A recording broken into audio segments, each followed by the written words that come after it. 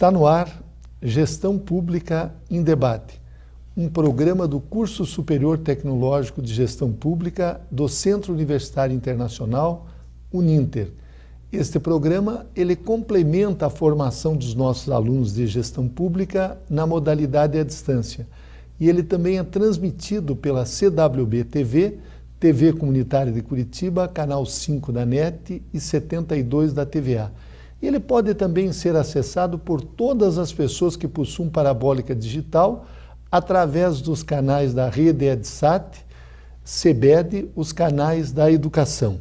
Hoje nós vamos debater uma visão moderna dos direitos humanos. E para isso nós convidamos o professor Narciso Pires, Antônio Narciso Pires de Oliveira, militante de direitos humanos, publicitário, músico, poeta, compositor, fundador da Sociedade DH Paz e do grupo Tortura Nunca Mais no Paraná. É integrante da banda Humanos Vermelhos. Faz a sua reflexão traduzido em sua militância, nos seus textos, palestras e músicas e também poesias. Suas armas estão na construção de um mundo mais igual e mais justo, na difusão, percepção de que a cobiça, a ganância sem limites das elites e dos países ricos de um lado e da miséria, a violência e a exploração do homem pelo homem do outro são responsáveis pelos problemas da espécie humana.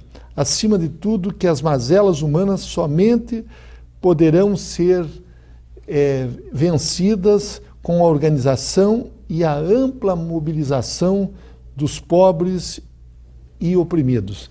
Professor Narciso Pires, é um prazer muito grande tê-lo no nosso programa Gestão Pública em Debate. E este tema de direitos humanos, direitos fundamentais, são aspectos da cidadania e que estão no mundo das ideias, ou seja, na Declaração do Homem, na época da Revolução Francesa, na Declaração dos Direitos Humanos da própria ONU, esses princípios estão em quase todas as constituições modernas, principalmente na Constituição Brasileira, artigo 5º e artigo 7º, mas como materializar esses direitos humanos? O senhor que tem uma visão moderna deste conceito e procura pregar esses conceitos e transformar aquilo que está no campo teórico em realidade prática no dia a dia das pessoas. Muito obrigado por ter aceito o nosso convite. Jorge Bernardi, só nós temos que agradecer. Afinal de contas, a temática dos direitos humanos ela é extremamente importante. Na verdade, eu até entendo que os direitos humanos é a grande utopia do século XXI. Quer dizer, assegurar que cada cidadão no mundo, em qualquer canto, em qualquer continente, em qualquer país, tenha garantido os seus direitos mínimos. E que direitos mínimos são esses? Por isso é que nós trabalhamos a ideia de uma visão moderna. Direitos humanos são todos os direitos. O principal dos direitos é a vida. Sim. E dele decorre todos os demais, inclusive. Vejamos, direitos humanos políticos, direitos humanos civis, direitos humanos econômicos, sociais, culturais, ambientais. E hoje a concepção moderna é da interdependência e da indivisibilidade desses direitos. Significa que um indivíduo que não tem garantido um dos direitos, com segurança não tem garantido os demais direitos. Ele tem os seus direitos humanos violados. Mas quando falamos em direitos humanos, também temos que falar em obrigações humanas. A obrigação de cidadania, a responsabilidade, o compromisso com o coletivo, com a sociedade. Portanto, a questão dos direitos humanos é a visão moderna. É importante que se diga isso, porque, infelizmente, programas policiais, a própria mídia, ela vem desqualificando a questão dos direitos humanos, colocando apenas como se fossem direitos humanos dos que estão presos e até jocosamente dizendo direitos humanos dos bandidos. Na verdade, direitos humanos é muito mais amplo. Claro que as pessoas encarceradas têm que ter assegurados os seus direitos humanos. Isso não significa não tratar com rigor e disciplina os que cometem delitos, mas garantir a eles que a punição seja pelos seus delitos. Porque hoje, na verdade, o indivíduo que é preso, ele responde juridicamente pelos seus delitos. No entanto, a penalidade dele não é a pena imposta nos tribunais. Não é apenas privado da liberdade. Ele é submetido a uma condição profundamente desumana. Mas esse é um aspecto. O outro é que a criança tem direitos, é preciso garantir às crianças, os portadores de necessidades especiais, a todos os indivíduos, as condições de vida digna. E direitos humanos e o respeito a eles pressupõem exatamente que cada um, a ele seja garantido as condições de vida dignas, decentes. O que pressupõe emprego, salário digno, moradia, saúde, meio ambiente adequado, enfim, direitos políticos garantidos, civis garantidos, ou seja, hoje, se nós observarmos bem, vamos perceber que os direitos são pouco garantidos para o nosso povo e principalmente para a periferia. Professor Narciso, o senhor citou aqui essa distorção do conceito de direitos humanos que parte de alguns aspectos da mídia, principalmente daquela mídia que se envolve com o noticiário policial, e daí quando uma organização como a Ordem dos Advogados defende o direito de um preso que está vivendo em condições subhumanas, encarcerado com dezenas de outros presos, num ambiente pior do que vivem os animais que estão nos zoológicos, isso não faz com que esta opinião bruta que parte de pessoas assim sem uma formação maior coloque esse debate dos direitos humanos, como o senhor bem colocou, relacionado só ao direito dos presos e não ao direito das vítimas. Porque a pessoa que está encarcerada, está presa, o único direito que lhe foi subtraído foi o direito de ir e vir. Todos os demais direitos são assegurados, só que isso não fica claro e acaba formando uma opinião pública até reativa ao debate e à discussão dos direitos humanos. Seria isso? Claro, veja, quando nós trabalhamos direitos humanos, tem que trabalhar os direitos humanos das pessoas encarceradas, mas você também tem que trabalhar os direitos humanos dos agentes penitenciários. Você tem que trabalhar os direitos humanos dos policiais militares, dos policiais civis. Quando você trabalha apenas os direitos humanos de uma parcela da sociedade, promove-se uma distorção. Então, por outro lado, isso que você coloca está correto. O indivíduo é privado da liberdade, do direito de ir e vir. Agora, as nossas cadeias não privam apenas o indivíduo da liberdade, do direito de ir e vir. Na verdade, criam-se condições tão insalubres, tão lamentáveis, tão difíceis, que é uma segunda pena, às vezes uma terceira pena, doenças, etc. e tal. Horas. E por outro lado, essas nossas prisões, elas não funcionam apenas como um espaço que priva a liberdade dos indivíduos, mas como uma verdadeira escola do crime. Então, é burrice, inclusive, da própria sociedade achar que está correto, tem que pagar, tem que tirar da pessoa e puni-la o máximo possível. Ao fazer isso, nós estamos estimulando o próprio ódio e essas pessoas saem de lá, inclusive, muito mais perigosas do que quando entraram. Ora, quando o grande objetivo da prisão não é apenas tirar, punir, é também reabilitar, é recuperar, garantir que esse indivíduo, quando retorne à sociedade em condições de exercer plenamente os seus direitos e as suas obrigações. Porque o que nós estamos fazendo hoje estamos, na verdade, temos inúmeras escolas do crime, verdadeiras universidades, com inclusive graduação, pós-graduação, pós-graduação no crime. E é isso que nós temos que combater. Então, até por uma questão de esperteza, garantir que os direitos humanos sejam respeitados nas prisões é importante. Claro, também temos que ver os direitos humanos das vítimas. Tem que ser assegurado. E o Estado tem que garantir que isso aconteça. A própria sociedade tem que lutar para isso. Enfim, direitos humanos têm que ser para todos e não apenas para alguns. Professor Narciso, o senhor fez um curso de especialização, estudou na Espanha, e justamente essa área de direitos humanos. E o senhor tem uma visão, trouxe esse conceito moderno para nós, que seria uma teoria crítica dos direitos humanos. Gostaria que o senhor explicasse o que significa essa teoria e o que ela é.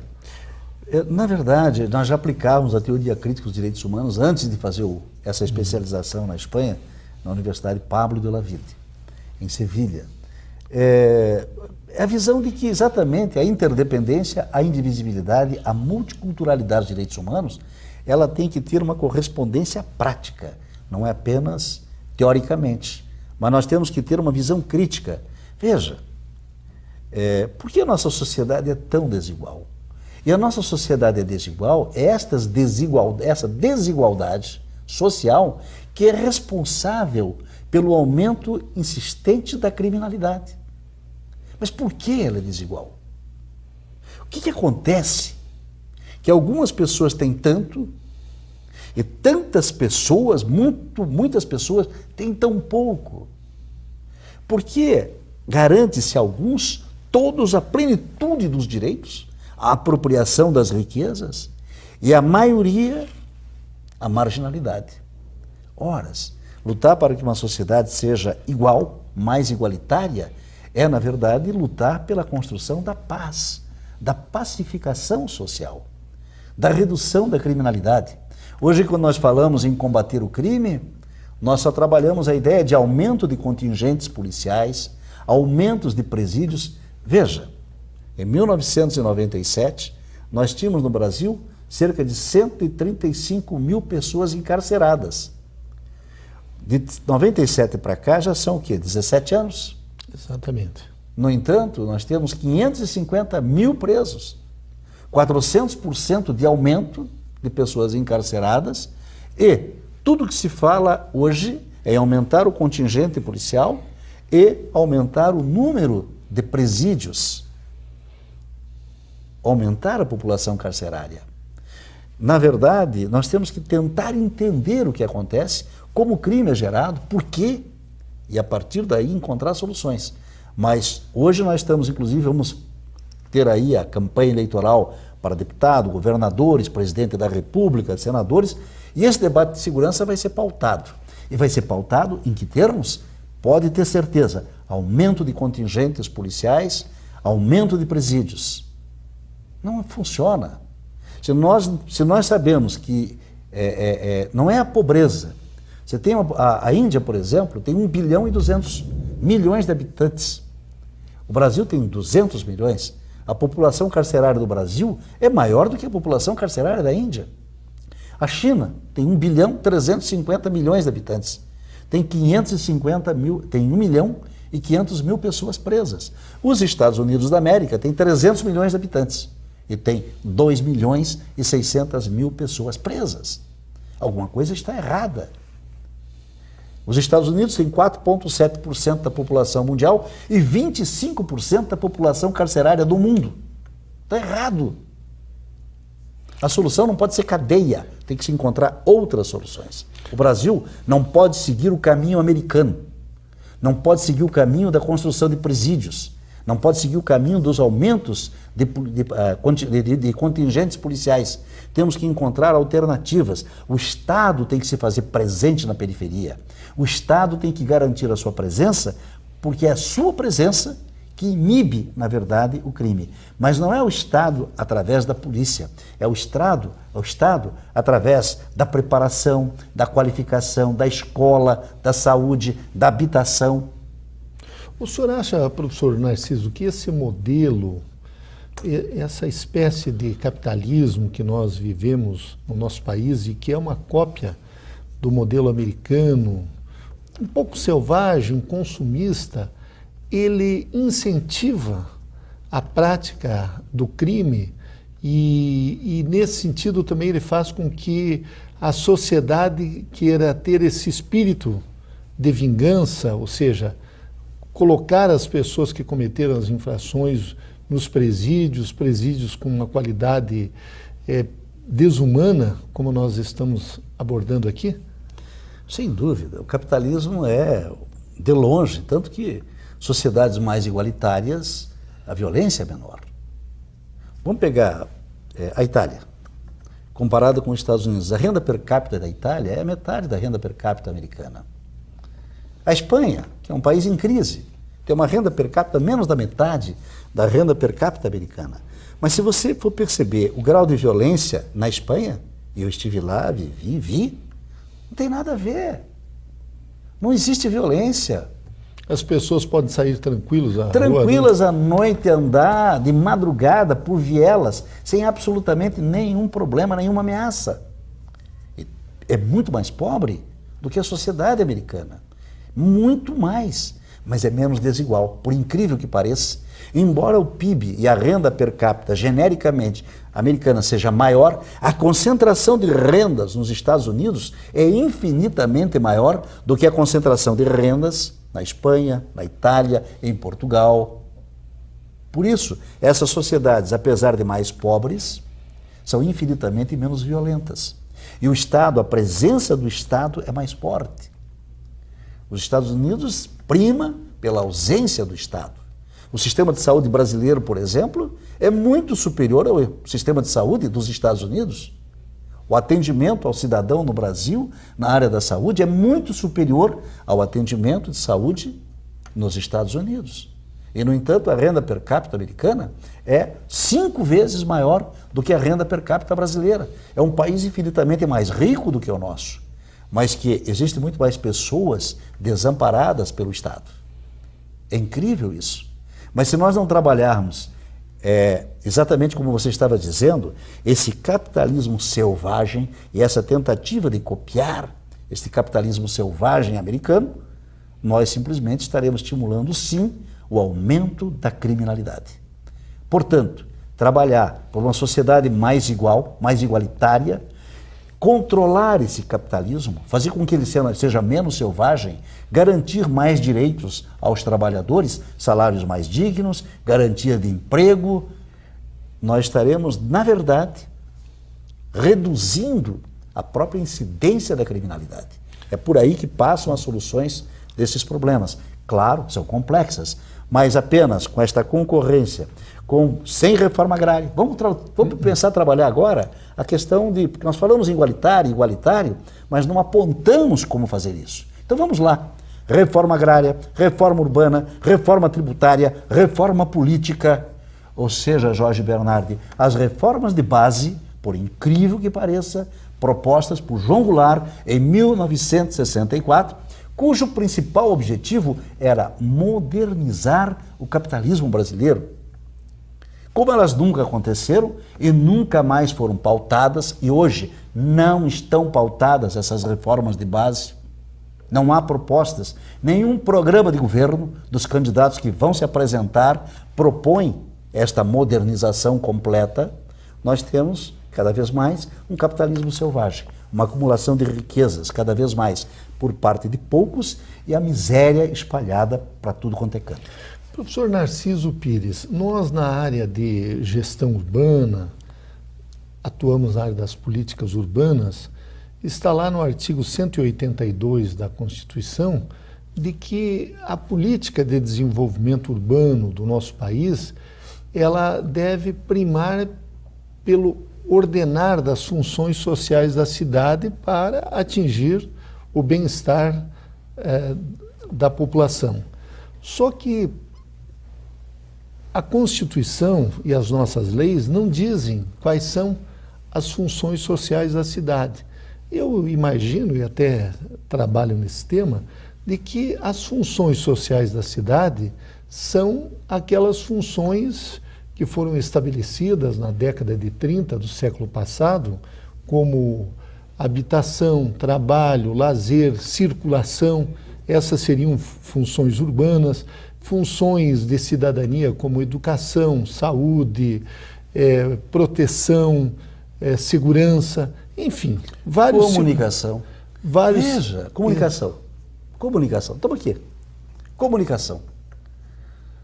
Nossos meios de comunicação, hoje no Brasil, 5 famílias controlam todo o sistema de comunicação no Brasil. É um monopólio privado. Veja como as notícias são publicizadas nos grandes meios de comunicação. Verdadeiras distorções da verdade. De verdadeiras distorções da realidade. Sempre para garantir os privilégios.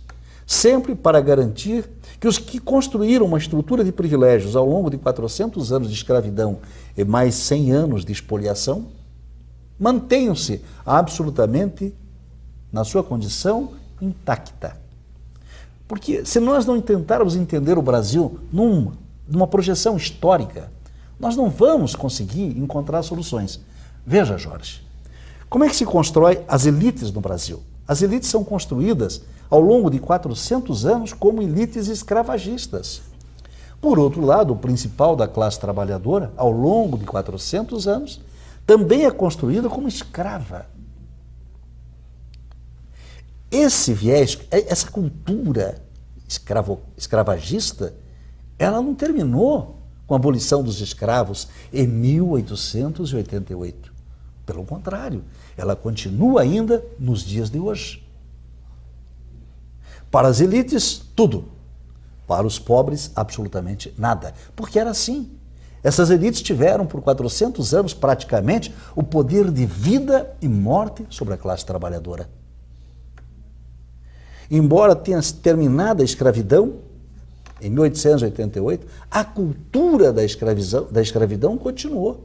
Tanto que ainda na década de 30, de 20, 30, com a imigração de italianos e alemães, mas principalmente italianos, eles eram trazidos para o Brasil e levados para a fazenda, vivendo condições semelhantes a de escravos. Mesmo hoje, quem costuma folhear os jornais sabe que frequentemente a Polícia Federal e o Ministério Público vêm desmontando fazendas de escravos, empresas que adotam o trabalho escravo. E o que acontece com esses proprietários? São presos? Agora, depois de muitos anos tramitando no Congresso Nacional, conseguimos garantir que a PEC do trabalho escravo fosse aprovada. Porque, na verdade, não acontecia nada com o indivíduo que sequestrava pessoas e as mantinha sob armas, trabalhando para elas. Não eram punidas, pagavam apenas uma multa, etc. e tal. Agora, não eram presas, suas terras não eram simplesmente desapropriadas para fins de reforma, nada. Para fins de reforma agrária, nada acontecia. Foi muito difícil, o agronegócio impedia por todos os meios possíveis de se aprovar a PEC do trabalho escravo. Ela tramitou por décadas no Congresso Nacional. E outras medidas da mesma forma. Então veja, nossa sociedade, e é por esse viés, se nós não trabalharmos direitos humanos com a percepção da nossa construção histórica, não vamos encontrar soluções para o país. Então nós temos uma cultura escravocrata. Nossas elites são as elites mais perversas do globo. A crueldade, ela não tem a mínima preocupação com os direitos dos mais humildes, dos mais pobres. Por outro lado, esses mais pobres também é vítima de um processo cultural. Não se organiza, não luta pelos seus direitos, porque também vive a cultura escravagista. A formação da condição escrava. Quando ascende socialmente, ele passa a reproduzir aquilo que ele sofreu. Ele reproduz exatamente aquilo que ele sofreu. Ele passa para as elites e passa, na verdade, a assumir a cultura das elites escravagistas. É impressionante. Aliás, professor Narciso, o senhor falou sobre a indivisibilidade e a interdependência dos direitos humanos. Eu gostaria que o senhor abordasse esse aspecto. O que significa a indivisibilidade e a interdependência? Durante muitos anos, décadas, depois mesmo da Declaração Universal dos Direitos Humanos, O debate no mundo era a separação dos direitos. Então, os Estados Unidos, Inglaterra, França, defendiam os direitos humanos políticos e civis. A própria Declaração dos Direitos Humanos Universais, ela é, na verdade, uma declaração de direitos políticos e civis. E ela não tem consideração efetiva ou trabalha os direitos humanos econômicos, culturais, sociais, ambientais. No entanto, a própria evolução, o amadurecimento da sociedade foi percebendo, não existe direitos humanos políticos e civis respeitados se você não tem garantido os direitos humanos econômicos, sociais, culturais. Veja, o indivíduo que não tem emprego, ele tem condição, está desempregado na miséria, ele tem condições de escolher, ele tem condições de votar, de ser votado livremente? Claro que não. Direitos civis, ele não tem direito à defesa, ele não usufrui dos direitos que a própria sociedade coloca à disposição, porque ele não tem como acessar, já que inclusive ele tem limitações profundas em razão das limitações econômicas. Ora, seus direitos sociais também estarão limitados, seus direitos culturais, evidentemente. Então, quando nós trabalhamos a indivisibilidade, estamos trabalhando a ideia de que os direitos humanos não podem ser percebidos isoladamente, como direitos humanos políticos, como direitos humanos civis, como direitos humanos econômicos, sociais ou culturais ou ambientais. Eles não podem ser divididos. Eles são indivisíveis, fazem parte de um todo. Ou você tem direitos, ou você não tem os seus direitos respeitados. O senhor abordou a questão americana e das comunicações. E nós observamos que sempre uma justificativa para o governo americano interferir num país é discutir que naquele país não se respeitam os direitos humanos, sejam eles políticos, como é o caso que o senhor está colocando, ou outros tipos de direitos econômicos, direitos humanos, mas voltado, digamos, à liberdade empresarial, à liberdade de iniciativa. Como é que o senhor analisa a questão dos direitos humanos no mundo de um modo geral e abordando especificamente esta política americana de sempre jogar para a opinião pública de que tal país não está respeitando os direitos humanos? Na verdade, vamos pegar Cuba, para ser mais claro. Os Estados Unidos sempre denuncia Cuba de desrespeito aos direitos humanos. Diz a Anistia Internacional, que é uma organização das mais importantes do mundo, sediada na Inglaterra, que Cuba é o país que mais se respeita os direitos humanos na América Latina. Mas você não vai ouvir isso na imprensa, no rádio, nos jornais. Pelo contrário, você vai ouvir que em Cuba existe uma ditadura implacável, cruel e dura.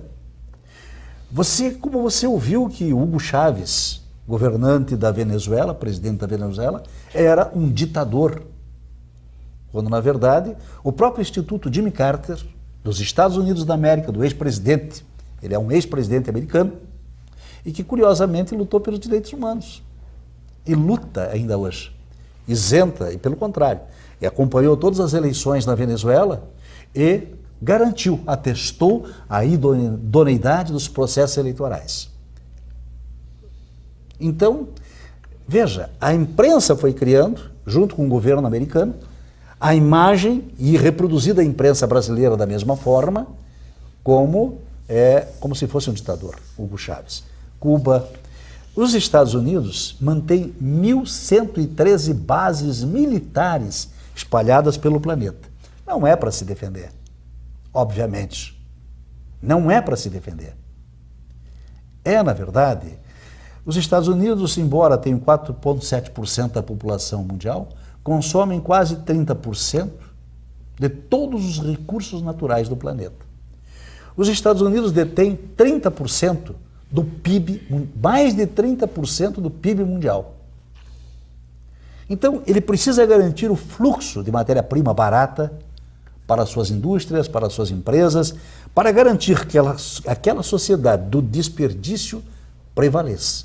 Mantém alianças com elites de países pobres do mundo inteiro para garantir os seus objetivos. Quando essas elites perdem o poder para governantes mais voltados para os interesses do seu povo, contraria os interesses dessas elites e também das elites dos interesses americanos, viram, na verdade, na concepção, na ideia dos americanos, um ditador, porque contraria os seus interesses. E usa o seu poder de mídia, eles dominam 90% da cinematografia mundial, dominam mais de 90% da fonografia mundial, ou seja, música, espetáculos, etc. e tal, é o predomínio e absoluto controle dos Estados Unidos da indústria cultural mundial, da mídia mundial, e com isso consegue passar a imagem, não da verdade, mas do que eles querem que passe. Eles usam os direitos humanos exatamente com este objetivo: taxar outros países de desrespeitar os direitos humanos, quando nós sabemos que o país no mundo que mais desrespeita os direitos humanos são os Estados Unidos. Nos últimos 100 anos, bombardearam cerca de 150 países no mundo, assassinaram mais de 8 milhões de pessoas. Nós temos aí a invasão do Iraque, o bombardeio da Líbia, o estímulo a organizações terroristas financiando no mundo árabe para desestabilizar governos árabes. Está aí Israel apoiando, agora mesmo, fez repasse de armas a Israel para que continue a agressão à Palestina numa flagrante violação dos direitos humanos de todo um povo. Esses são os Estados Unidos. Nossa população é informada por televisão, pela imprensa, que na verdade segue as agências de notícias dos Estados Unidos e dos interesses americanos, de empresas que publicizam os seus produtos nessas empresas de comunicação do Brasil. Portanto, essas empresas não contrariam de forma alguma os interesses norte-americanos, que é para que continue propagandeando seus produtos em suas empresas. Professor Narciso Pires, o senhor foi uma das primeiras pessoas aqui no estado do Paraná a organizar o grupo Tortura Nunca Mais. E também o senhor preside a ONG Sociedade DH Paz. Eu gostaria que o senhor falasse a respeito dessa sua bandeira, mas nós vamos fazer um breve intervalo comercial e daqui mais alguns minutos retornaremos com esse debate sobre uma visão moderna dos direitos humanos. Se você quer fazer sucesso na sua carreira profissional, entre em cena e dê um show. Estude no Uninter, um dos maiores grupos de educação do Brasil. Com unidades presentes em todo o Brasil, o Uninter oferece cursos de graduação e pós-graduação à distância com valores que cabem no seu bolso. E uma equipe de professores, mestres e doutores com ensino de qualidade comprovada. Brilhe na sua carreira profissional. O Uninter é referência em educação. Acesse uninter.com e inscreva-se. Bem-vindos ao Grupo Educacional Uninter, uma corporação pioneira, repleta de inovações e grandes oportunidades. Com sede em Curitiba, uma das melhores cidades brasileiras, o Grupo Educacional Uninter possui 5 campi presenciais e 4 unidades corporativas. Está presente em todos os estados brasileiros. São mais de 450 polos de apoio presencial. O Grupo Educacional Uninter forma profissionais comprometidos com o crescimento e desenvolvimento social e econômico do país. Sua credibilidade está cada vez mais sendo reconhecida nacionalmente. Prova disso é a inclusão dos seus cursos do Centro Universitário Internacional Uninter no famoso Guia do Estudante da Editora Abril, que avalia as melhores instituições de ensino superior do Brasil. No Exame Nacional de Desempenho de Estudantes, o ENAD do MEC, os resultados comprovam que o Uninter proporciona formação de alto nível. É também o primeiro colocado em qualidade de educação à distância, comprovada por meio de pesquisas realizadas pela Associação Brasileira dos Estudantes de Educação à Distância. Desde a sua fundação, o objetivo principal do Grupo Educacional Uninter é formar profissionais capazes de se adequarem às contínuas necessidades do mercado competitivo. Profissionais que demonstrem um conjunto de saberes e conhecimentos provenientes de uma sólida formação técnica e científica.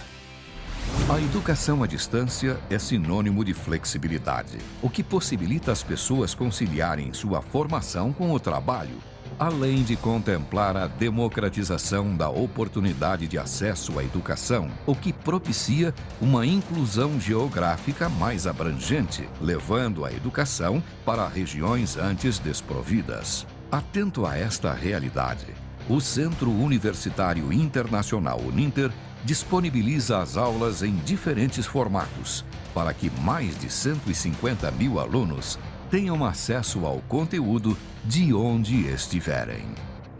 O Grupo Educacional Uninter conta atualmente com uma invejável infraestrutura, com o que tem de melhor em captação e transmissão de aulas via satélite.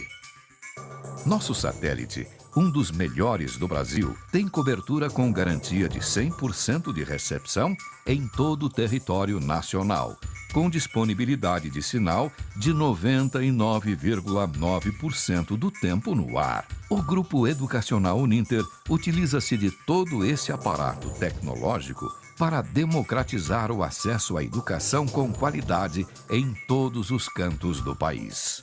As aulas gravadas são editadas em modernas ilhas de edição e disponibilizadas no ambiente virtual de aprendizagem, principal ferramenta de interação síncrona e assíncrona entre aluno e tutor por meio de chat, fórum e rádios web. Além disso, ele pode receber os conteúdos das aulas gravadas em um kit multimídia. A editora Intersaberes oferece soluções focadas em conteúdo de qualidade em qualquer mídia.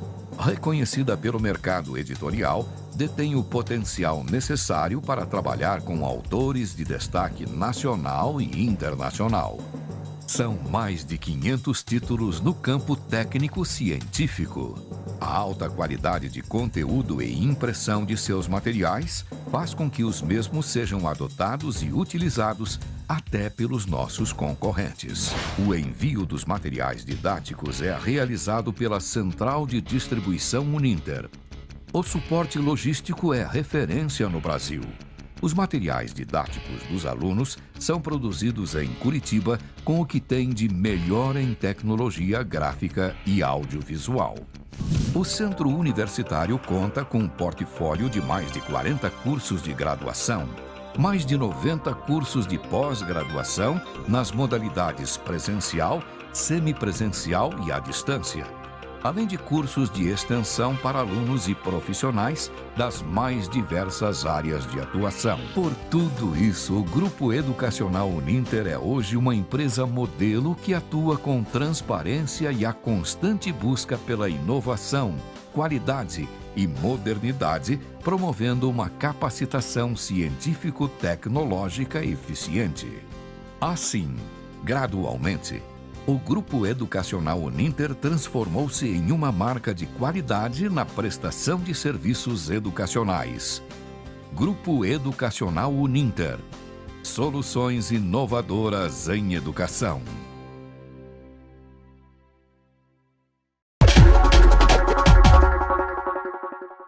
Retornamos com Gestão Pública em Debate, um programa do Curso Superior Tecnológico de Gestão Pública do Centro Universitário Internacional Uninter. Hoje nós estamos debatendo uma visão moderna dos direitos humanos. E para isso nós convidamos o professor Narciso Pires, ele que é presidente aqui no Paraná do Grupo Tortura Nunca Mais e fundador da ONG Sociedade DH Paz. Professor Narciso, eu gostaria que o senhor nos falasse principalmente deste grupo que surgiu no final do regime militar, que é o Tortura Nunca Mais. E depois sobre o trabalho da ONG Sociedade DH Paz. Bem, eu acho que tem que falar um pouquinho de mim nessa história aí. Isso, conta a sua história aqui para nós. Rapidinho, né? Claro. Eu participei da luta contra a ditadura militar, fui preso 6 vezes, passei 2 anos na prisão, fui sequestrado, fui torturado e tive a oportunidade de presidir no Paraná o Comitê Brasileiro pela Anistia naquela época. entre 78 e 1980. Quando terminou o regime militar, todas essas ideias, as razões pelas quais nós lutamos por uma sociedade melhor, mais justa, a gente foi percebendo que passava pelos direitos humanos. Então, em 1985, exatamente no ano que terminava a ditadura militar, nós construímos a Sociedade de Agapaz. Eu fui o seu primeiro coordenador na época, e uma sociedade cujo objetivo central era voltado para a construção de uma sociedade pautada pelos direitos humanos. Em 1995, 10 anos depois, fundei o Grupo Tortura Nunca Mais. Mas não fundei somente isso aí, fundei o Centro de Direitos Humanos de Maringá, o Centro de Direitos Humanos de Apucarana, fundei dezenas de centros de direitos humanos em tudo quanto é canto. Quer dizer, venho com uma militância de direitos humanos, desde aquela época, fundando organizações cujo objetivo central é organizar a população para lutar pelos seus direitos. Fundei também muitas associações de moradores, né? Agora, professor Narciso, este grupo Tortura Nunca Mais, ele tem algum relacionamento com aquele movimento que surgiu na década de 90 em São Paulo, comandado pelo arcebispo, o cardeal Dom Evaristo Arnes, que inclusive gerou um livro, Tortura Nunca Mais, e que trouxe à luz toda a violência do regime militar contra militantes que defendiam a democracia no nosso país. Que relacionamento vocês têm? Na verdade, o projeto do cardeal do Evaristo Arnes era o Brasil Nunca Mais. Era um projeto, mapeou todas as violações de direitos humanos, não todas, claro, mas o possível, as violações de direitos humanos pelo regime militar, as prisões, a tortura. Era antes, na verdade, da década de 90, foi nos anos 70, cujo objetivo central é exatamente servir como meio de lutar contra a ditadura militar. Participou deste projeto também o pastor James Wright, irmão do Paulo Wright, foi assassinado pela ditadura militar, e também o Sobel. Aliás, ele é um dos desaparecidos até hoje, que ninguém sabe. O Paulo Wright é desaparecido político. Ele foi assassinado pela ditadura militar, sob tortura, em 1973. Ele que foi deputado estadual em Santa Catarina na década de 60 e militou, após o golpe civil e empresarial militar, ele militou na luta pelo retorno à democracia e pela construção de uma sociedade mais justa e mais igualitária. Aliás, eu gostaria que o senhor fizesse essa abordagem. Já ouvi o senhor em outros eventos falar da ditadura civil, empresarial e militar. Por que o senhor usa esse termo, professor Narciso? Passamos a usar isso aí. As pessoas, na verdade, pensam em ditadura militar como um grupo de militares que foram lá e tomaram o poder. Isso não é verdade. Para entender isso daí, precisa entender a própria história do Brasil. O Brasil, nos passam que ele é um país cordial e nos ensinam nas escolas que quem descobriu o Brasil foi Pedro Álvares Cabral. Até hoje. Mas essa não é a verdade. Quando Cabral chega ao Brasil, em 1500, existiam 1.400 povos indígenas. Cerca de 3 a 5 milhões de indígenas, que já estavam aqui nessas terras há cerca de 10 mil anos. Então quem descobriu o Brasil foram os povos indígenas, não foram os portugueses. Ora, tinha 3 a 5 milhões de indígenas e Portugal tinha 1.100.000 habitantes. Cabral descobriu apenas um caminho para os portugueses. Essa é a grande questão. Ora, o Brasil é construído a partir daí, veja, hoje tem 358 mil indígenas, enquanto Portugal tem uma população de 11 milhões de habitantes. O que aconteceu com os 3 a 5 milhões de indígenas? Foram simplesmente dizimados, foram escravizados e dizimados. Praticou-se o genocídio indígena no Brasil. Para garantir os portugueses na terra que eles conquistaram pela violência, pelas armas, que essas terras fossem produtivas, escravizaram povos negros da África, trazendo-os para cá, numa quantidade que chegou a cerca de 4 milhões em 1860 e 1850. Totalizando 4 milhões e poucos de negros, de seres humanos da África escravizados para cá. Este país se constrói, tem a sua gênese no genocídio indígena e na escravidão negra. Horas, quando vem a independência, muda muito pouco. Continua a escravidão negra e o genocídio indígena. O genocídio indígena não termina. Embora a escravidão negra se encerre como juridicamente permitida a escravização de um homem por outro, em 1888, o genocídio indígena continua. Mesmo durante a ditadura militar, na ocupação da Amazônia, nós vamos ter o genocídio indígena. E não temos números para identificar com clareza o tamanho da mortandade na Amazônia em decorrência da ocupação propostas pelos militares na década de 70 e 80. Horas, o que acontece com... Na verdade, os militares sempre estiveram a serviço dos empresários, primeiro dos escravagistas, depois dos empresários, continuaram. Então, quando em 1964, João Goulart propôs a reforma do capitalismo brasileiro, que seria a modernização do capitalismo brasileiro, as elites encasteladas no poder, fazendeiros, empresários, banqueiros, se sentiram ameaçados em seus privilégios. E por isso passaram a combater o exército a serviço desses interesses empresariais, deu o golpe militar. Então o golpe, ele vai assegurar que os capitalistas, que os empresários acumulem capital mais ainda, tanto que em 1964 a participação do PIB brasileiro dos salários era 50% de salário e 50% de capital. Termina a ditadura militar, o capital passa a participar do PIB em 85 com 67% e 33%, quer dizer, a apropriação dos salários, a apropriação é monumental, a insegurança no trabalho. Tanto que, para garantir que isso ocorresse, a primeira coisa que os militares fazem no poder é perseguir os sindicatos, as organizações de trabalhadores, e fortalece as organizações patronais. Os sindicatos patronais não só não são molestados pela ditadura, como são respaldados, apoiados pela ditadura.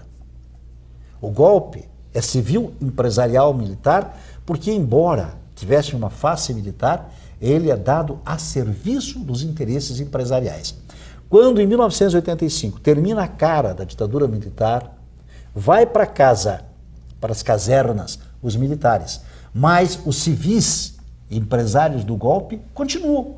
A Rede Globo, que apoiou o golpe o tempo todo e é beneficiária do golpe civil, empresarial, militar, continuou como a maior potência de comunicação do país.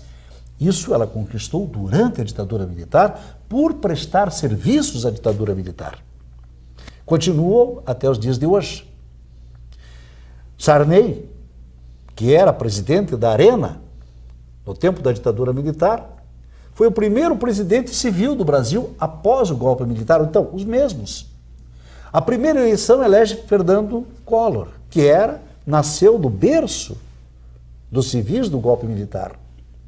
Quando Fernando Henrique Cardoso se elege em 94, seu vice-presidente é Marco Maciel. Então é numa aliança com os golpistas de 64. Quando o próprio Lula faz a carta aos brasileiros em 2002, na verdade, poderíamos dizer que ele está fazendo uma carta a quem? Uma carta aos golpistas de 64. Por favor, fiquem tranquilos, não vamos mudar nada.